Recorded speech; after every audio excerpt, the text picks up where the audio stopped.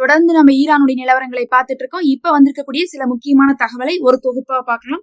அதுலயும் நம்ம முந்தைய வீடியோலயே சொன்னோம், அமெரிக்காவுடைய போர் விமானத்துல இருக்கக்கூடிய விமானியை ஈரான் கைது பண்ணி வச்சிருக்காங்கன்ட்டு. அது இல்லாம மறுபடியும் அடுத்தடுத்து தாக்கப்பட்டதின் காரணமாக F-15 ரக விமானங்களும் இன்னைக்கு தாக்கப்பட்டிருக்கு.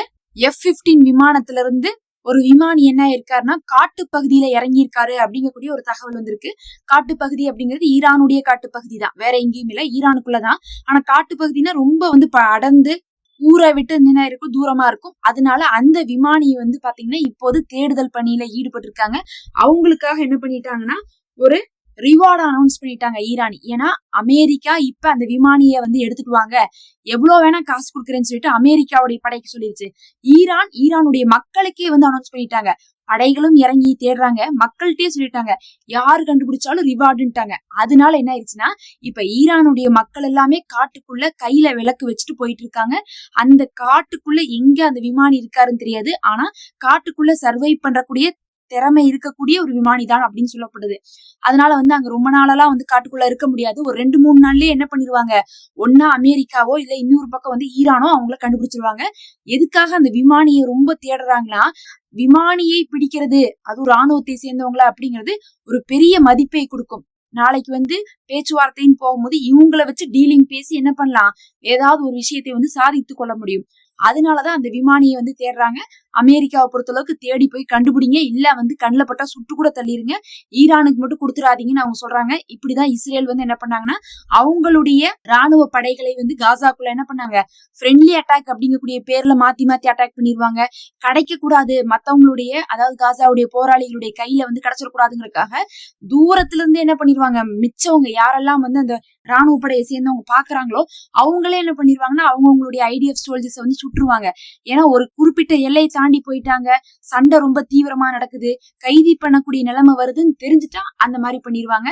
எல்லாருக்குமே கைதி பண்றதுதான் பார்த்தா லாபமா இருக்கும். அதாவது எதிரி நாட்டுடைய ராணுவத்தை கைதி பண்றது அப்படிங்கிறது போர்ல ஒரு பெரிய முக்கிய இலக்காக இருக்கும். அதனால இப்ப தேடுதல் பணியில இரண்டு பக்கமுமே ஈடுபட்டு இருக்காங்க. ஈரானுடைய காட்டு பகுதியில் இப்போது அமெரிக்காவுடைய ஒரு விமானி மாட்டி தத்தளித்து கொண்டு இருக்காங்க.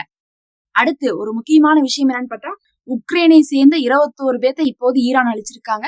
அதுக்கு எங்களுக்கு தார்மீக உரிமை இருக்குன்னு சொல்லியிருக்காங்க.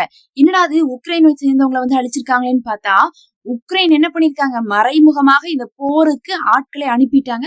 அந்த உக்ரைனுடைய வீரர்கள் என்ன பண்ணிருக்காங்க, அங்க இருக்கக்கூடிய மத்திய கிழக்கு நாடுகள்ல அதாவது சவுதிக்கு, இன்னும் UAE, துபாய், இவங்களுக்கு எல்லாம் பாத்தீங்கன்னா தாக்குறதுக்கு உண்டான இன்னும் தடுக்கிறதுக்கு உண்டான டெக்னிக்ஸ் எல்லாம் சொல்லி கொடுத்துட்டு இருக்காங்க. எப்படி எல்லாம் தாக்கலாம், போர் செய்யலாங்கிறதுக்கான ட்ரைனிங்கும் கொடுக்குறாங்க. இன்னொன்னு அங்கிருந்து ஈரான் இருந்து வரக்கூடிய தாக்குதலை தடுத்துட்டு இருக்கிறாங்க. இவங்கதான் சொல்லியிருக்காங்க, என்ன நீங்க இவ்வளவு ஈரானுடைய மலிவான ஏவுகணைகளுக்கு விலை உயர்ந்த ஏவுகணைகளை பயன்படுத்தி அழிச்சிட்டு இருக்கீங்க, இப்படி எல்லாம் அழிச்சா எப்படி நீங்க போர் செய்வீங்க? அதாவது ஈரான் ஒரு ஏவுகணை ஏவனாங்கன்னா அதை அழிக்கிறதுக்கு 10 ஏவுகணைகளை என்ன பண்ணிருக்காங்க, சவுதி UAE அடிச்சிருக்காங்க. அதை பார்த்துட்டு உக்ரைனுடைய வீரர்கள் தான் என்ன பண்ணிருக்காங்கன்னா, இப்படி எல்லாம் அடிக்க கூடாது, அது இவ்வளவு விலை உயர்வா இருக்கக்கூடிய ஏவுகணைகளை நீங்க எதுக்கு பயன்படுத்துறீங்க அப்படின்னு சொல்லிட்டு அதையெல்லாம் மாத்தி விட்டு இப்ப செட் பண்ணி கொடுத்துட்டு இருக்காங்க. ஏன்னா ரஷ்யாவுடைய போர்ல ஈரானுடைய ஏவுகணைகள் தான் பயன்படுத்தப்படுச்சு. அதனால ஈரானுடைய ஏவுகணைகளை எப்படி தடுக்கணுங்கக்கூடிய ஐடியா உக்ரைனுக்கு தெரியுது. போர் செஞ்சுக்கிட்டே இருக்கிறதுனால இப்போது உக்ரைன் இந்த மத்திய கிழக்கு நாடுகள்ல இருக்கக்கூடிய அந்த முஸ்லீம் நாடுகளுக்கு என்ன பண்றாங்கன்னா, ஈரானை எதுக்குறதுக்கும் தடுக்கிறதுக்குமான வழிகளை சொல்லி கொடுத்துட்டு இருக்காங்க. அதனாலதான் சொல்லியிருக்காங்க, ஈரானு உக்ரைனுடைய வீரர்களை அடிக்கிறதுக்கு எங்களுக்கு தார்மீக உரிமை இருக்கு, அவங்க இந்த போர்ல அவங்க இணைஞ்சிருக்காங்க அப்படிங்கறதையும் சொல்லியிருக்காங்க. அடுத்தது இன்னைக்கு பார்த்தா ரியாத்ல உள்ள, அதாவது சவுதியுடைய ரியாத்ல உள்ள அமெரிக்காவுடைய தூதரகத்தின் மீது ஒரு தாக்குதல் நடத்தப்பட்டுச்சு. அந்த தாக்குதலுக்கு நாங்க பொறுப்பேற்க மாட்டோம், இது அமெரிக்காவுடைய ஒரு சூழ்ச்சி தான். அவங்களே என்ன பண்ணிக்கிறாங்கன்னா, சவுதி நம்ம கூட அதாவது ஈரான் கூட சண்டைக்கு வரணுங்கிறதுக்காக தூண்டி விடுறதுக்காகவே தாக்குதல் பண்ணிருக்காங்கன்னு சொல்லிட்டு இன்னைக்கு ஈரான் சொல்லியிருக்காங்க. சில விஷயங்கள் பார்த்தா அமெரிக்காவும் இஸ்ரேலும் அரபு நாடுகளை தூண்டுவதற்காகவே செய்து கொண்டிருக்காங்க. ஒரு பக்கம் சவுதியும், இன்னொரு பக்கம் UAE, பஹ்ரைனும் போர் செய்யறதுக்கு தயாராக இருக்கிறாங்க. இன்னும் அமெரிக்காவுக்கு தளங்களை எல்லாம் கொடுத்திருக்காங்கிறதுனால அந்த இடத்துல இருக்கக்கூடிய தூதரகத்தை எல்லாம் வந்து தாக்கிட்டு நீங்க என்ன பண்ணுங்க, ஈரானுடைய தூதரத்தை தாக்குங்க அப்படிங்கிற மாதிரி என்ன பண்ணிருக்காங்க, இன்ஸ்ட்ரக்ஷன் கொடுத்திருக்காங்க. அதுக்கு ஈரான் என்ன சொல்லியிருக்காங்கன்னா, எங்களுடைய தூதரகம் தாக்கப்பட்டா எங்க இருந்தாலும் நாங்க என்ன பண்ணுவோம், அமெரிக்காவுடைய தூதரகத்தையும் அதுக்கப்புறம் இஸ்ரேலுடைய தூதரகத்தையும் உலகத்துல எந்த மூலையில இருந்தாலும் நாங்க தாக்குவோம், அதுக்கு எங்களுக்கு உரிமை இருக்குது அப்படின்னு சொல்லிட்டு இன்னைக்கு ஈரான் வந்து என்ன பண்ணிருக்காங்கன்னா வெளிப்படையாக அனௌன்ஸ் பண்ணிருக்காங்க. கடைசியா ஒரு விஷயம் என்னன்னா, இஸ்ரேலை நோக்கி கடுமையான தாக்குதல்களை இன்னைக்கும் ஈரான் பண்ணிருக்காங்க. கொத்து குண்டுகளை வீசியிருக்காங்க. அது இல்லாம Tel Aviv, central Israel, Jerusalem பகுதி 3 பகுதியுமே குறி வச்சு தாக்கியிருக்காங்க.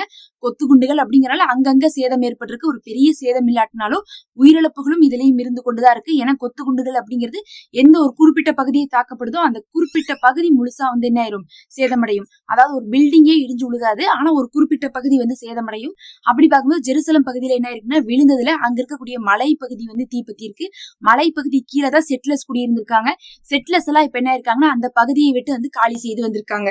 வெஸ்ட் பேங்க்ல எல்லாம் பாத்தீங்கன்னா இருக்கக்கூடிய மக்களை துரத்தி விட்டு இந்த செட்லர்ஸ் என்ன பண்ணாங்க, குடியமர்த்தணும் அப்படிங்கிறதுக்காகத்தான் இஸ்ரேல் வந்து முதல்ல வந்து செட்லர்ஸை கொண்டு போய் அந்த வெஸ்ட் பேங்க் கூடிய எல்லை பகுதியில எல்லாம் வந்து குடியமர்த்தி இருந்தாங்க. இன்னைக்கு அவங்களெல்லாம் அடிக்கி வந்து என்ன இருக்காங்க, அகதிகளாட்ட வந்து அந்த வீட்டை விட்டுட்டு போயிருக்காங்க. அடுத்தவங்களுடைய இடத்தை ஆக்கிரமிக்க வந்தவங்க இப்போது இடங்கள் இல்லாம, வீடுகள் இல்லாம சிரமப்பட்டுட்டு இருக்காங்க. கரெக்டா யூத ஜியோனிஸ்ட்கள் வந்து எந்த இடத்துல இருக்கிறாங்க, செட்லர்ஸ் எங்க இருக்காங்கன்னு பார்த்துதான் என்ன பண்ணிருக்காங்கன்னா ஈரான் தாக்கி இருக்காங்க. இதெல்லாம் தான் இப்ப வந்து முக்கியமான தகவல். மறக்காம சப்ஸ்கிரைப் பண்ணிக்கோங்க.